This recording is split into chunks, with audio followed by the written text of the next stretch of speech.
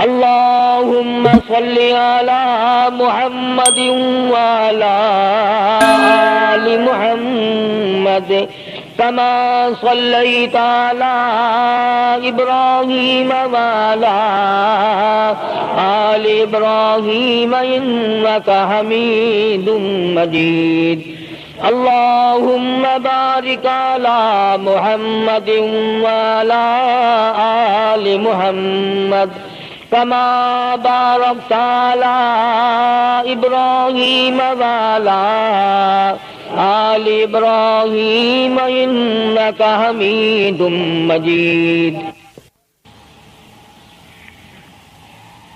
ازواج مطہرات رضی اللہ تعالی عنہن اجمعین، سارے مسلمانوں کی ماؤں، ان ماؤں کے بارے میں مختصر سا ذکر آ گیا تھا جن کو خداوند کریم نے اتنا نوازا کہ جبریل ان کو سلام کرتا تھا، عرش عظیم سے ان کو سلام آتے تھے۔ اللہ کا لاڈلا محبوب حضرت محمد الرسول اللہ صلی اللہ تعالی علیہ وسلم ان کی جھولی میں ہوتے تھے۔ پھر بھی کسی کو یہ چھٹی نہیں ملی کہ تم اتنے بڑے نبی کی بیویاں ہو، جاؤ کیا کرو گی نمازیں پڑھ کے؟ کیا روزہ رکھنا ہے؟ اور نبی کی گھر والی شہنشاہ کائنات کی گھر والی ہو اور بھوکی مرے، روزے رکھے کیوں؟ سردی میں وضو کرے، گرمی میں روزے رکھے، کیا مصیبت آئی ہے؟ امام الانبیاء کی گھر والی ہو کر اتنی محنت؟ کیا خدا کے یہاں کالی کملی والے صلی اللہ علیہ وسلم کی اتنی بھی نہیں چلے گی کہ اپنی ازواج مطہرات کا ہاتھ پکڑ کر جنت میں لے جائے اور اللہ میاں سے کہہ دے کہ میاں یہ تو میرا گھر ہے، اسے تو نہ چھیڑ؟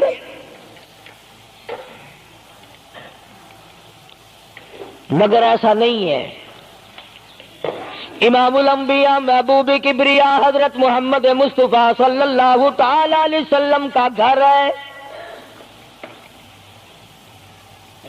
سیدہ ام سلمہ رضی اللہ تعالی عنہ اپنی رات کو عبادت کرتے کرتے نیند تنگ کرنے لگتی ہے، اپنے بال سر کے بعد رسی میں باندھ کر چھت میں باندھ دیتی ہے۔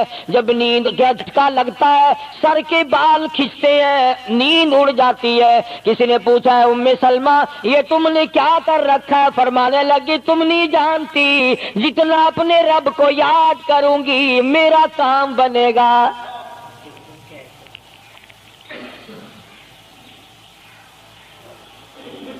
کتنی نصیب ہوں گی وہ مائی جن سے شادی کرنے کے لیے محمد عربی صلی اللہ تعالی علیہ وسلم تشریف لائے۔ النبی اولا بالمؤمنین، قرآن کریم جا بجا تعریف کرتا ہے، پیغمبر خدا صلی اللہ علیہ وسلم کا حرم ہے، حضور صلی اللہ علیہ وسلم کا گھر ہے، شہنشاہ کائنات کی پاکیزہ بیویاں ہیں۔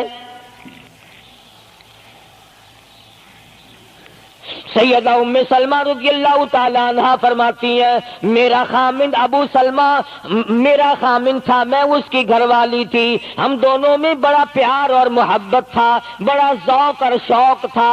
ایک دن بیٹھے بیٹھے آپس میں باتیں چل پڑی کہ جنت میں کون سی عورت آدمی کو ملے گی، کون سا مرد ملے گا۔ حضرت سلمان فرمانے لگے، ابو سلمہ فرمانے لگے میں تجھے بتا دیتا ہوں، میں نے سنا ہے مدنی کریم صلی اللہ علیہ وسلم سے اگر مرد عورت دونوں نیک ہوں، عورت مر جائے مرد دوسرا نکاح نہ کرے، وہی عورت جنت میں اس کے ساتھ جائے گی، اور اگر مرد مر جائے عورت دوسرا نہ نکاح کرے پھر وہ عورت اس کے ساتھ جنت میں جائے گی۔ ام سلمہ کہتی ہے میں نے عرض کیا آؤ ہم تم دونوں عہد و پیمان کر لیں، وعدہ کر لیں، اگر آپ مر جاؤ تو میں شادی نہ کروں گی، میں مر جاؤں آپ شادی نہ کرنا، تاکہ جنت میں دونوں آرام سے رہیں گے۔ حضرت ابو سلمہ فرمانے لگے نہیں نہیں میری بات کو مان لینا، میرے بعد اگر میں مر جاؤں تو کسی سے نکاح کر لینا۔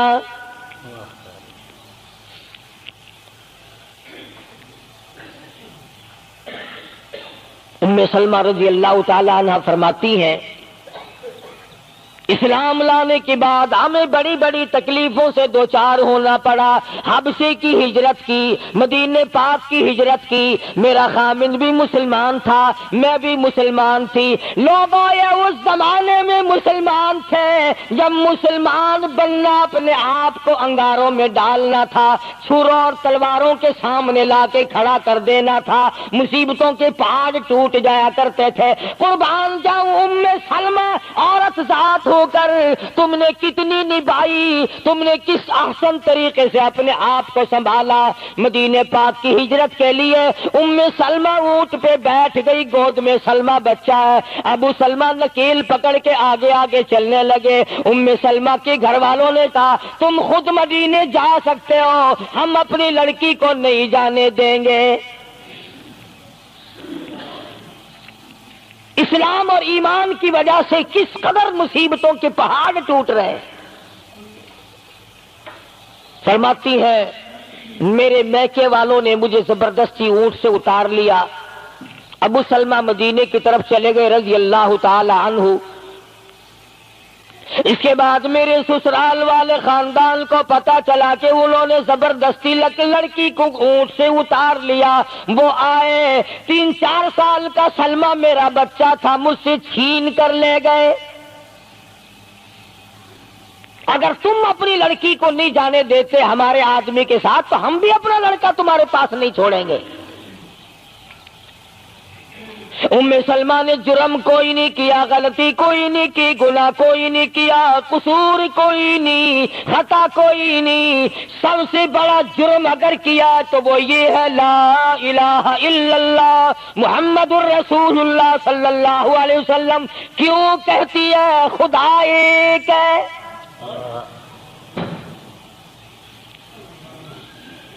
آج بھی کہہ کے دیکھو نا, او میاں قرآن اچھا پڑھتا ہے, بیان اچھا کرتا ہے, پر ہے تو وہابی نا. آج کون سی بخشش ہو رہی ہے. ام سلمہ رضی اللہ تعالیٰ عنہ فرماتی ہے خامد مدینے میں, بچہ میرا سسرال والوں کے پاس, میں اپنے میکے والوں کے پاس.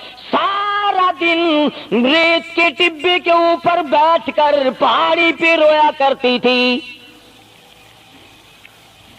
1 سال مکمل روئی ام سلمہ. اور یہ تکلیف آئی ہے کلمے کی وجہ سے, ایمان کی وجہ سے, اللہ کی توحید کی وجہ سے, محمد کریم صلی اللہ علیہ وسلم کی ختم نبوت کی وجہ سے. کیسے قدردان لوگ تھے, کیا ان کے یہاں ایمان قیمت رکھتا تھا. سزا صرف ایمان کی ہے. ابو سلمہ مدینے میں, لڑکا سسرال والوں کے پاس, خود یہاں روتی ہے. فرماتی ہے کوئی دن ایسا نہ تھا, سارا دن پہاڑی پہ بیٹھ کے اکیلی رویا کرتی تھی. آج تو اگر تھوڑی سی کوئی پریشانی آ جائے, بستی میں سے, محلے میں سے کئی رہنما اٹھ کھڑی ہوں گی. پرانی منہ میں دانت نہیں, پیٹ میں آنت نہیں, بڑھڑا کے میں تے سے سا فجر ٹھیک تھی ویسی. ایویں کر ایک ککڑ لے, فلانی جاتے پیر بیٹھا, وہ ککڑ جا کے وہ دے متھے مار, وہ تیری بیماری کا علاج کرے گا. اندازہ لگا شرک کا راستہ کس طریقے سے بتایا جا رہا ہے. ام سلمہ رضی اللہ تعالیٰ عنہ سارے سال رو رہی ہے. خامند کا پتہ نہیں, لڑکے کا پتہ نہیں, کلمے کی وجہ سے مصیبت میں آئی ہوئی ہے. ایک دن بھی غیر کے دروازے پہ نہ گئی.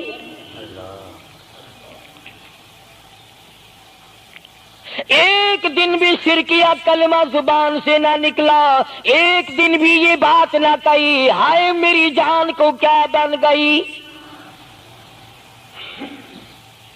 اللہ کریم کا دروازہ کھٹکھٹاتی ہے, الہی میرا بچہ مجھے ملا, میرا خامن مجھے ملا. بالآخر ایک دن ترس آیا بھائی کو, وہ سارے قبیلے کو کہنے لگا اور ظالمو تم نے اس مسکینہ کو کیوں مار رکھا ہے؟ اسے چھٹی دو، بیچاری اپنے خامن کے پاس جائے، بچے کو لے، تم کیوں مار رہے ہو اسے؟ عورت ذات ہو کر اتنی بڑی مصیبت کا جھیل لینا کہ مذاق نہیں۔ ایک ہمارے زمانے کی مستورات اور خواتین ہیں، کبھی جلوس نکالتی ہیں، کبھی کچھ کرتی ہیں، کبھی کچھ کرتی ہیں۔ لوگ اب کہہ رہے ہیں کہ یہ جائز نہیں۔ ہم نے تو کہا کہ ہمیں تو پتہ نہیں جائز ہے کہ ناجائز ہے، تم نے ان کو آزادی دی ہے، تم نے ان کو استعمال کیا، تم